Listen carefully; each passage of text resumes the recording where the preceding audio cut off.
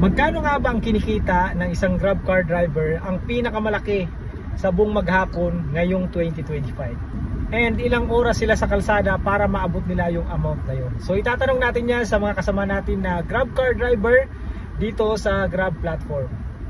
Magkano ang kinita mo sa buong araw ngayong 2025? Isang araw lang, pinakamalaking kinita mo? Basta ang ano ko, ang target ko, minimum ko is 3.5. Ilang oras yun? Uwi. Ilang oras yun? 12 oras o higit pa doon. Hanggat maaari, 12 oras yung biyahe ko. Thank you. Magkano ang kinita mo buong maghapon sa pagbiyahe ngayon 2025? Pinakamalaki. Isang araw lang ha. Mabas tayo dyan. walang explanation. Magkano ang pinakamalaki? 7,000, 10,000, gano'n? Tama lang. Average natin 5,000. Grabe yun ha. Ako kasi 2,000 lang eh. Magkano naman ang pinakamalaking kinita mo ngayong 2025 sa isang araw na pagbibiyahe? Mahirap magsabi ng kita eh. Pero sipagan nyo lang mga paps. Ang maganda naman kasi dito, yung income ninyo magdidepende talaga dun sa sipag ninyo. Tsaka sama ng oras. Kung mas masipag kayo sa iba, pwede mas malaki yung kikitain sa iba. Tama.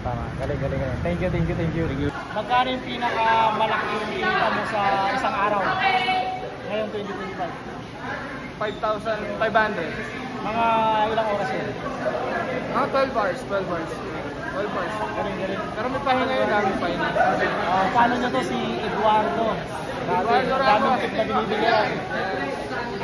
Expert na sa pagbibiyahe, 18 hours. Grabe. 18 hours. Guys, ingat mga paps. Magkano naman yung pinakamalaking kinita mo sa loob ng isang araw ngayong 2025? Sa loob ng isang araw, ganun lang, 5,000 lang. Mga ilang oras yun? Ay, 16 hours yun. Hindi na natin 16 hours yun kasi hindi kasi ako namimili ng booking eh. Binukuha ko kasi kahit yung 80, 120, binabanatan ko yun. Kasi meron kaming incentive na tinatawag, yung KGR na bali 450 rides sa isang buwan. Kaya yung 65 pesos na kinuha mo na booking, nadadagdag din sa incentive in 1 month. Thank you. Paano nyo si Cap Dani oh? Veterano to. Thank you. Magkano ang pinakamalaking kinita mo sa isang araw ng pagbibiyahe?